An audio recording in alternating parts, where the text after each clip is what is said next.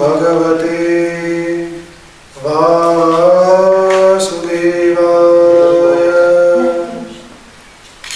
सर्वमार्गेषु नष्टेषु कलौ च खलधर्मिणि पाखण्डप्रचुरे लोके कृष्ण एव गतिर्मम। पार्थाय प्रतिबोधितां भगवता नारायणेन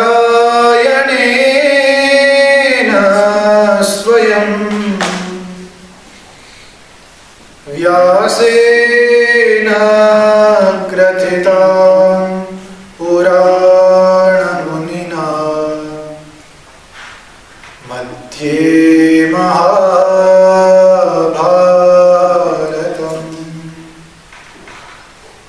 अद्वैतामृतवर्षिणीं भगवतीम्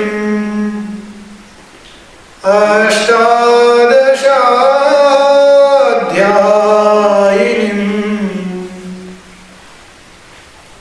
अम्ब त्वाम् अनुसन्दधामि भगवद्गीते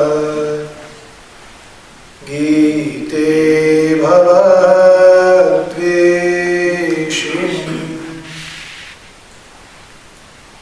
वसुदेवसुतं देवं कंसचाणूरमर्दनम् देवकी परमानन्दम्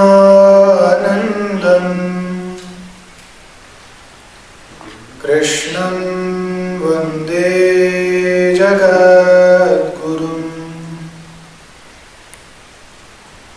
गुरुर्ब्रह्मा गुरुर्विष्णुः गुरुर्देवो महेश्वरः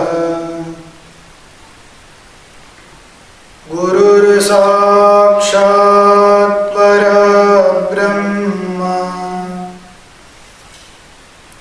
तस्मै श्री गुरवे नमः। श्री कृष्ण कन्हैया लाल की जय। श्री सद्गुरुदेव की जय।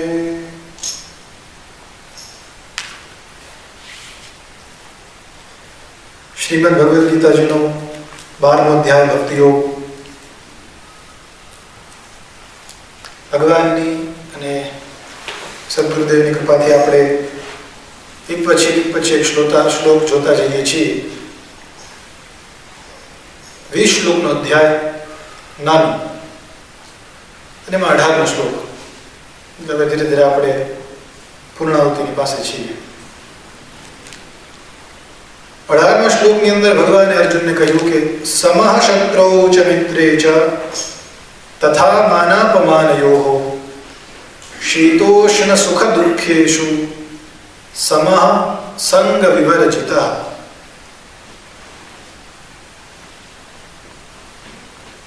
અહીંયા આ શ્લોક અને આના પછીનો શ્લોક 19મો શ્લોક, બંને શ્લોકને ભેગા કરીને પછી છેલ્લે ભગવાન એનો અર્થ કે પછી ભગવાન છેલ્લે એનું ફળ કે પછી ભગવાન છેલ્લેની શ્રુતિ કહે છે।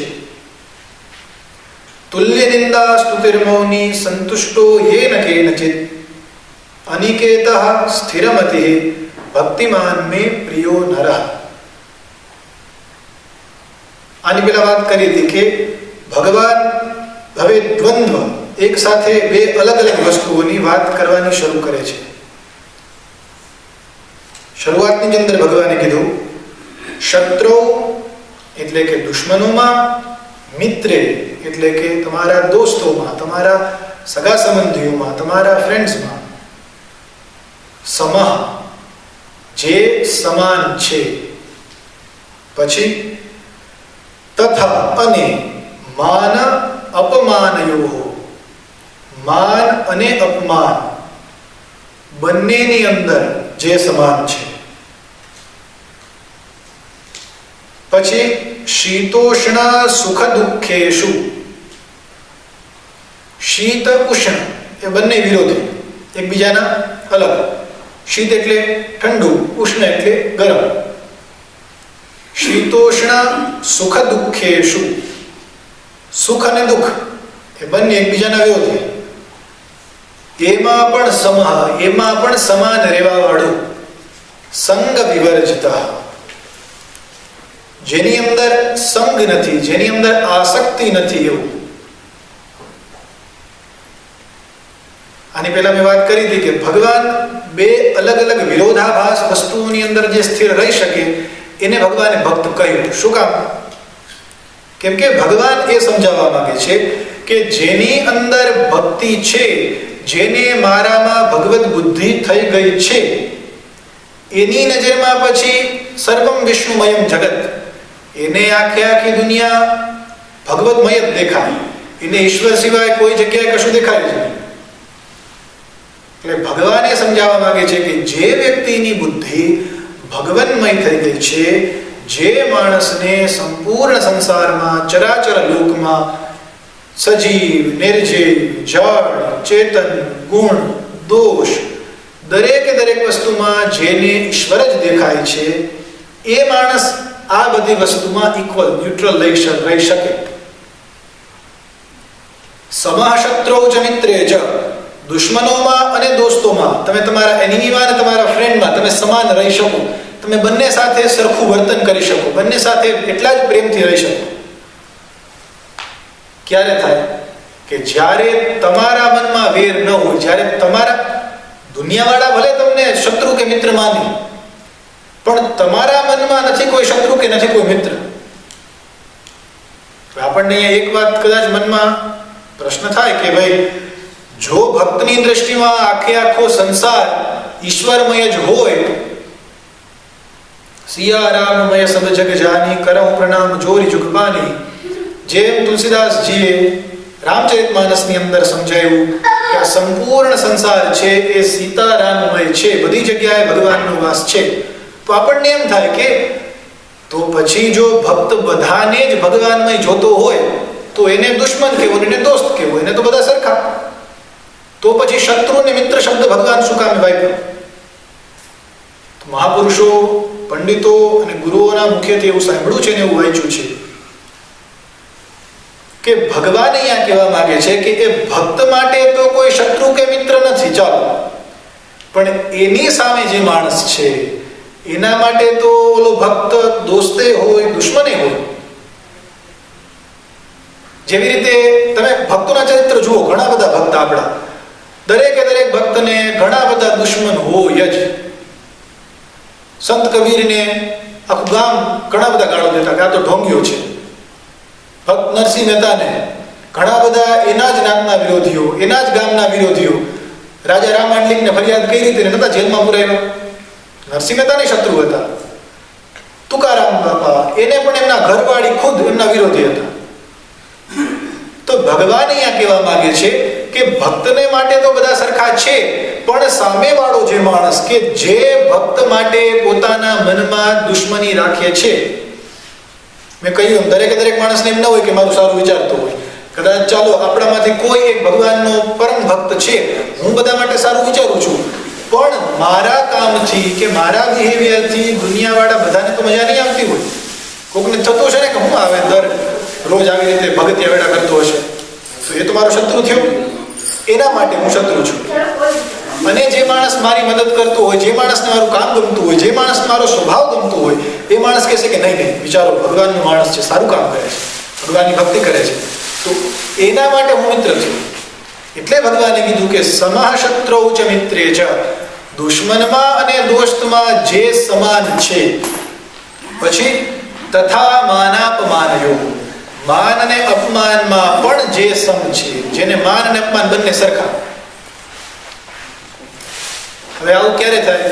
જ્યારે આપણને ભગવાન આની પહેલા કીધું કે નિર્મમો નિરહંકાર, જેને અહંકાર ન હોય, જેને આઈ એમ સમથિંગ, હું કંઈક છું એવું જેને મનમાં ન હોય, એ માણસને માન ને અપમાન કંઈ ફેર ના પડે. કદાચ હું એમ માનતો કે હું મંદિરનો શાસ્ત્રીજી છું, મને કોઈ માણસ કંઈ બોલી જાય એ ખોટું, અથવા તો મને કોઈ કંઈ કહી જવું ન જોઈએ, તો મારો અહંકાર જ્યાં સુધી મારામાં છે ત્યાં સુધી કદાચ કોઈ માણસ મારી સામે આવીને થોડું આડાવડું કે થોડું તોછડું બોલે, મને એમ થશે ઓહો મારું અપમાન કરી નાખ્યું. અથવા કદાચ કોઈ માણસ આવીને મને ફૂલનો હાર પહેરાવશે, મારી માથે ચંદન ચોખા કરશે અને કહેશે ઓહો શાસ્ત્રીજી તમે તો બહુ સારું કામ કરો છો, પૂજનીય છો, ભગવાનની સેવા કરો છો, અને હું ફૂલાઈ જાઉં. મને એમ થાય કે મારું માન થાય છે. તો માન અને અપમાન ત્યાં થાય કે જ્યાં આપણી અંદર અહંકાર શેષ હોય. એટલે ભગવાને કીધું કે જે વ્યક્તિ માન અને અપમાનમાં પણ સરખી બુદ્ધિવાળો છે, જેને માન અને અપમાન પણ સરખા છે, પછી શીતોષ્ણ સુખ દુઃખેષુ, શીત ઉષ્ણ સુખ દુઃખ આમાં પણ જે સમાન છે. હવે થોડું અઘરું છે. ઠંડી ને ગરમી બંનેમાં જે સરખો રહે એ તો કેમ થાય? બહાર સ્નો પડતો હોય, જબરદસ્ત ડિસેમ્બરની જાન્યુઆરી ઠંડી હોય, એમાં પછી હું એકદમ સરસ મજાનું સાદું કોટનનું શર્ટ કે આ સરસ મજાનું એકદમ કોટનનો જભો ધોતી પહેરી નીકળું, પછી હું કહું કે મને ઠંડી ન લાગે. અથવા ભગવાન એમ કહેવાનું કહે છે કે ઠંડીમાં તમારે કોટ નહીં પહેરવાનો, ટોપી નહીં પહેરવાની, મોજા નહીં પહેરવાના, નહીં. ભગવાન એમ કહે છે કે ગરમી હોય ત્યારે તમારે મોટો બધો જાડો ઓવરકોટ ઊનનો પહેરી રાખવાનો નહીં. ભગવાન આપણને સમજાવવા માંગે છે. ભગવાન એમ નથી કહેતા કે કાલથી તમે બંધ કરી દો બધું પહેરવાનું, માણસ મટી જાવ, નહીં. ભગવાન આપણને સમજાવવા માંગે છે કે આપણે પ્રયાસ કરવાનો છે, આપણે ટ્રાય કરવાની છે, આપણે આપણા શરીરને આદત પાડવાની છે. એટલે ભગવાને કીધું કે શીત ઉષ્ણ, જે ઠંડી અને ગરમીમાં પોતાની જાતને સમાન માને છે. એક્ઝામ્પલ છે ખાલી, અત્યારે તો નહીં પણ 2 મહિના પહેલા ઇન્ડિયા જાઓ અને પછી જોરદાર ગરમી પડે 40-45, પછી તમે કહો ઓહો ઇન્ડિયા તો બહુ ગરમ.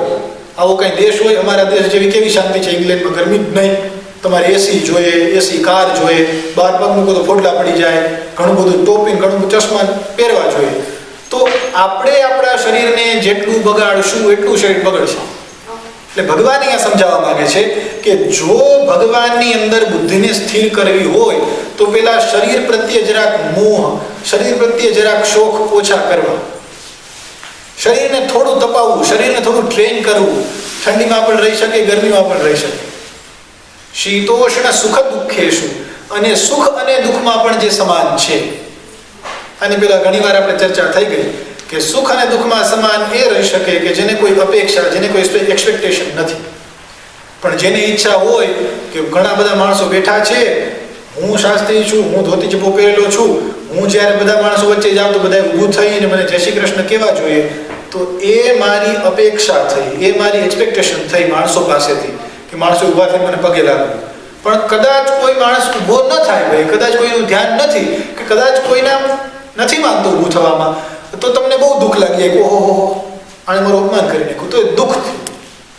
અને કદાચ 10, 15, 20, 25 માણસો વચ્ચે તમે જાઓ, ઊભા થઈને બધા માણસો ઓહો આવો આવો આવો જય શ્રી કૃષ્ણ, બેસો બેસો બેસો, બધા માણસો તમારા માટે ખુરશી ખાલી કરી દે તો સુખ થાય, ઓહો મારું માનતો જો. એટલે ભગવાન અહીંયા પણ કહે છે કે અહંકાર અને અપેક્ષાઓને છોડીએ તો સુખ અને દુઃખમાં પણ સમાન રહેવાય. અને છેલ્લે ભગવાને કીધું સંગ વિવર્જિત, જેને કોઈ પ્રકારનો સંગ નથી. સંગ મતલબ એટેચમેન્ટ, જોડાણ, સંબંધ. તો અહીંયા શું ભગવાન એમ કહેવા માંગે છે કે બધા સંબંધ કાપી નાખો. તમારા મમ્મી, તમારા મા નહીં, પિતાજી પપ્પા નહીં, ઘરવાળી નહીં, છોકરા નહીં, પતિ પત્ની, ભાઈ બંધુ કોઈ નહીં, બધાને તડકે મૂકો ને તમે થઈ જાઓ હિમાલય કે જંગલ ભેગા. ભગવાન એવું નથી કહેતા કે બાવા થઈ જાય. ભગવાનનો સંગ વિવર્જિત થવાનો મતલબ છે કે આસક્તિ વિનાના થાવ. આસક્તિ, એટેચમેન્ટ, ખાલી માણસ સાથે તમે જોડાવ એ જ એટેચમેન્ટ નથી, પણ તમે તમારા મનથી, તમે તમારા સ્વભાવથી જો એની અંદર ઘૂસી જાઓ તો એ છે એટેચમેન્ટ, એ છે સંગ, એ છે આસક્તિ. હવે જેમ ગોપીઓએ કીધું છે કે ઉધો મન ન ભયે 10-20, એક હતો સો ગયો શ્યામ સંગ કો આરાધે ઈશ. ગોપીઓએ ચોખ્ખું કીધું કે મન એક જ છે, બરાબર. આપણું મન તો એક જ છે, બુદ્ધિ તો એક જ છે, આપણામાંથી કોઈ ખબર નહીં કદાચ તમારામાંથી કોઈ એવું હોશિયાર હોય કે એક સાથે 5 કામ કરી શકે.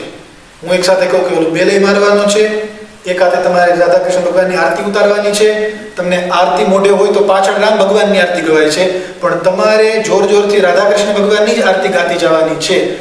આવા 3-4 કામ હું તમને સાથે કહું, કદાચ તમારામાંથી કોઈ હોશિયાર હોય કે જે કરી શકે તો એને ધન્યવાદ, મારા પ્રણામ. પણ આપણો સ્વભાવ, આપણું મન, આપણી બુદ્ધિ એક સમયે એક જ જગ્યાએ લાગે. આપણે બહુ ઉત્કૃષ્ટ હોઈએ, આપણે આપણા મનને સંયમિત રાખ્યું હોય તો અલગ વાત છે. એટલે ભગવાન સમજાવે છે કે સંગ વિવર્જિતઃ, સંગ વગરનો, આસક્તિ વગરનો, મતલબ તમે તમારું મન તમારી ઘરવાળીમાં રાખ્યું છે. મારી ઘરવાળી બહુ સરસ છે, બહુ સરસ મજાનું મને કરીને જમાડે છે, મારું ધ્યાન બહુ રાખે છે, તો તમારું મન તમારી ઘરવાળીમાં ચોંટી ગયું.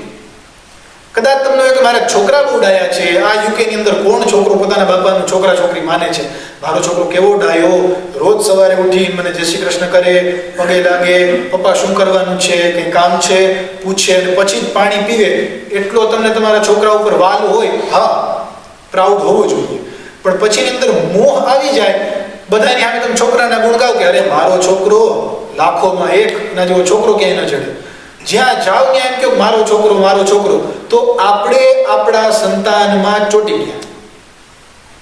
પછી ભગવાનમાં મન લગાડવું હોય તો કેમ લગાડશો? ભગવાનના મંદિરમાં જાશો, આરતીમાં બેસશો, પણ આંખ બંધ કરીને એમ જ થશે ને, હા હા હા મારો છોકરો. કદાચ કોઈ 2 છોકરાઓ મંદિરમાં આવશે પોતાના મમ્મી પપ્પા ભેગા, મમ્મી પપ્પા પગે લાગે, છોકરા પાછળ ઉભા હોય તો આપણને શું થાય? જો તો આ છોકરા કેવા છે. મારો છોકરો હોય તો ત્યાં ભગવાનને પગે લાગવા માંડ્યું હોય, ભગવાન અમે દંડવત કરી લીધા હોય. જે જગ્યાએ જાય એ જગ્યાએ આપણું મન જ્યાં ચોટેલું છે ત્યાં જ આપણે હોઈએ. ક્યારેક તમે ખુદ અનુભવ કરજો, ભલે ભગવાનની સામે કે આસન લગાવીને આંખ બંધ કરી માળા કરતા હોય, પણ શું તો આપણે માળા જ કરતા હોઈએ? નહીં, આપણે 17 જગ્યાએ ફરી આવીએ. હાથમાં જેમ જેમ પારો ફરે એમ એમ મન રખડે. ડિસેમ્બર ચાલતો હોય કે ક્રિસમસ નજીક આવવાનું હોય, માળા કરતા હોય તેમ થાય કે જલ્દી રજા પડે, ઇન્ડિયા જઈ આવીએ, 2-4 જગ્યા ફરવાની બાકી છે, ફરી આવીએ. અથવા ગયા વર્ષે ઓલું મકાન જોઈ રાખ્યું છે, ફટાફટ જઈને મકાનનું પૂરું કરીએ. માળા ચાલતી હોય અહીંયા, મન પૂગી ગયું હોય અમદાવાદ મકાન. એટલે ભગવાન સમજાવે છે કે સંગ વિવર્જિતઃ, આસક્તિ વિના ના થાવ. સંગ મતલબ બધા સાથે સંબંધ તોડી નાખો એવું નહીં, પણ કોઈ જગ્યાએ તમે તમારા મનથી ચોંટી ન જાઓ. જ્યારે આપણને ઈચ્છા થાય કે ચાલો બધી જગ્યાએથી મનને ખેંચી ભગવાનમાં લગાડવું છે તો આપણે લગાડી શકીએ, પછી તકલીફ ન થવી જોઈએ. એક નાનું ઉદાહરણ આપીને પૂરું કરું. સંગનો મતલબ, આસક્તિનો મતલબ ભગવાન સમજાવવા માંગે છે કે જો આપણે આપણા જીવનમાં સતત ભગવાનનો વિચાર કરશું, ભગવાનનું નામ લેશું, તો આપણને ધીરે ધીરે હેબિટ પડશે, તો ધીરે ધીરે ભગવાનના નામની આદત પડશે. તમારામાંથી ઘણા બધા ભક્તોને અનુભવ થતો હશે કે ઇન્ડિયા જાઓ અથવા કોઈ જગ્યાએ જાઓ, અથવા તો જે તમારામાંથી રોજ સમયસર એક ટાઈમે ભગવાનની આરતીમાં હાજર થઈ જવા વાળા છે, એ લોકોને ક્યારેક બહાર હોય તો એમ ન થાય કે ઓહો ઘડિયાળમાં 6:30 થયા હો, શાસ્ત્રીજી બસ હવે ભોગ લગાડશે, 7 વાગે એટલે થાય કે ચાલો હવે હમણાં ભગવાનની આરતી થશે. કેમ? આપણા મનને, આપણા શરીરને આદત પડી ગઈ. એક બાપા, આની પહેલા મેં લગભગ એકવાર વાત કરેલી છે. બાપા વેપારી, ઘરમાં 4 છોકરા, છોકરાના ઘરે ઘરવાળી એટલે 4 બહુ, છોકરાના ઘરે છોકરા, બહુ મોટું કુટુંબ અને ખૂબ પૈસાવાળા. ગામડું ગામ એટલે દાદાએ આખી જિંદગી પૈસો કરવામાં જ કાઢી. 70, 75, 80 વર્ષના ત્યાં સુધી રોજ સવારે પોતે ઉઠે, છોકરા ઉઠે પહેલા ભગવાન સામે જેમ તેમ દીવોબત્તી કરી સીધા ભાગે દુકાને ભલે કરે કંઈ નહીં, પણ તોય બેઠા રહીને છોકરાઓ ટોકે, એટલે આમ ન કરાય, આમ વેચાય, આમ ભાવતોલ કરાવાય, ગ્રાહકને આમ સચવાય. ખૂબ માથા કૂટ્યા બાપા. ધીરે ધીરે ઉંમર થઈ, 85, 90 પહોંચ્યા ને બાપાના છેલ્લે હવે રામ રમવાની તૈયારી, બાપા ઉપર જવાની તૈયારી. 2-4 મહિના બાપાને ખૂબ રોગ થયો અને ન જાણે કંઈક ઘણું બધું થયું. અને છેલ્લે હવે છોકરાએ ડૉક્ટરને બોલાવ્યા, બાપા બહુ સિરિયસ થઈ ગયા ઘરમાં. એટલે પછી ડૉક્ટરે કીધું કે ભાઈ હવે તમે બાપા છેલ્લી સ્ટેજે છે, તમે બાપાની ઘરે સેવા કરો. હવે બાપા નહીં પછી છોકરાઓ ઘરે લઈ આવ્યા. મહિનોથી બાપાની ખૂબ સેવા કરી, પણ કુદરતને કરવું ને બાપા બોલી ન શકે ને સાંભળી ન શકે, કાનને જીભ બંધ થઈ ગયા. અને આમ જ થાય, જેમ જેમ ગરડા થાય એટલે આ 2 દરવાજા પહેલા જાય, કાં તો આ વહી જાય એટલે પછી મશીન લગાડવું એટલે બોલવું પડે, માજી સાંભળો છો એમ કેવું પડે. અને કાં તો આ જાય. એટલે બાપાને આ અને આ બે બંધ. મહિનો ગયો અને છેલ્લે બાપા એકદમ સિરિયસ થઈ ગયા, ખૂબ મરવા. બધાને એમ કે હમણાં અડધો પોણો કલાકમાં બાપા નહીં રહે, બાપાનો જીવ જશે. પણ બાપાને કંઈક કેવું છે. બાપા બોલવાની તો બહુ ટ્રાય કરે છે, પણ જીભ પણ છે એટલે બોલી શકાતું નથી. બહુ ખાટલામાં ઠેકડા મારે છે, પણ ઊભા થઈ શકતા નથી, હાથ પગ હલતા નથી, જીભ હલતી નથી. પણ છોકરાઓને થયું કે બાપાને કંઈક કેવું છે, પણ કેમ બોલી નથી શકતા. છોકરાઓના મનમાં એમ થયું કે બાપાએ આખી જિંદગી પૈસો પૈસો કર્યો, ભગવાનનું નામ કોઈ લીધું નહીં, તો કદાચ અટાણે બાપાને મન થયું હોય કે હાલો મુખેથી થોડું ભગવાન રામનું નામ લઈ લઉં, હરિહરિ કરી લઉં, રામ રામ જપી લઉં. કદાચ છોકરાઓને કે બાપાની ઈચ્છા છે. છોકરાઓ કીધું ગમે કરીને બાપાને અટાણે આપણે છેલ્લી 2 સેકન્ડ તો 2 સેકન્ડ પણ એ રામ નામ બોલે એટલી ઘડી ભગવાન બાપાને બોલતા કરો. છોકરાઓ કીધું કરવું હું?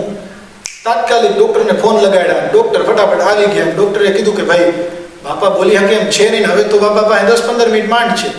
છોકરાઓ કે ગમે એ કરો, મારા બાપાને કંઈક બોલવું છે, તમે કંઈક કરીને બોલાવો. ડોક્ટર કહે કે એક ઇન્જેક્શન એવું આવે છે, દવા છે કે જે દવા તમે આપો ને તો માણસ 2 મિનિટ માટે બોલી શકે. જો વધારે નહીં બોલે, ઇન્જેક્શન બહુ મોંઘું છે, 20-25 હજારનું ઇન્જેક્શન છે, આપું? છોકરાઓ કે 50 હજારનું તો આપું. પણ બાપાએ જિંદગી ભર કંઈ નથી કર્યું, કમસે કમ અટાણે તો ભગવાનનું નામ લે. ડોક્ટરે કીધું ઠીક છે. ડોક્ટરે ઇન્જેક્શન મગાવ્યું, બાપાને 25 હજારનું ઇન્જેક્શન ઠપકાયું. જેવું ઇન્જેક્શન માર્યું, બાપા બોલ્યા, એટલે તમારો ડોહો ગાય હાવણી ચાવે, ખેંચો. હવે બાપાને છેલ્લે દેખાણું હું કે ફરિયામ બાપાનો ખાટલો હતો, આજુબાજુ બધા ભેગા હતા ને ગાય ઘરની અંદર ઘૂસી ગઈ, ઓલી ખૂણામાં સાવણી, આપણે ઓલો ફગ્યો તમે કહો ને, એ ચાવતી હતી. એટલે બાપાને છેલ્લે મરવા ટાણે એ 2 રૂપિયાની હાવણી દેખાણી કે તમારી ડોહી ગાય હાવણી ચાવે, કાઢો. અને છોકરાનું થયું કે હું 25 હજારનું ઇન્જેક્શન દીધું આને. એટલે ભગવાન આપણને સમજાવે છે કે સંગ વિવર્જિત, સંગ વગર ના થાવ. ભલે દુનિયામાં રહ્યો, વેપાર કરો, છોકરાઓ સાથે રહ્યો, ઘરવાળી સાથે રહ્યો, કોઈના લગ્નમાં જાઓ, બર્થડે પાર્ટીમાં જાઓ, જલસા કરો, પણ તમારું મન મારી પાસે રાખો. એટલે ભગવાન છેલ્લે આપણને કીધું કે સંગ રહિત થાવ, મતલબ કે તમારા મનને બધી જગ્યાએ રમતું જરૂર મૂકો, પણ જેમ છોકરું હાંજે ઓલી કોઈ બિચારી બેન બહાર ગઈ હોય તો બધી છોકરાને રમાડવા તેડે, ઓહો કેવું સરસ છોકરું છે, એટલે બધા છોકરાને રમાડે, પણ છેલ્લે છોકરું જાય ક્યાં? મા પાસે. એટલે ભગવાન સમજાવે છે કે બધી જગ્યાએ તમારું મન ભલે જાય, પણ છેલ્લે તમારું મન મારામાં લાગવું જોઈએ. ભગવાન એ સમજાવે છે કે સંગ વગરનો આવો માણસ, આવો ભક્ત અને ખૂબ પ્રિય છે. અહીંયા ભગવાન 18મા અધ્યાયની વ્યાખ્યા પૂરી કરે છે. આપણે પર પૂર્ણાહુતિ લઈએ. ઓમ પૂર્ણમદ પૂર્ણમિદં પૂર્ણાત પૂર્ણમુદચ્યતે પૂર્ણસ્ય પૂર્ણમાદાય પૂર્ણમેવાવશિષ્યતે. ઓમ શાંતિ શાંતિ શાંતિ. શ્રી કૃષ્ણ કનૈયા લાલ કી જય. શ્રી સદગુરુ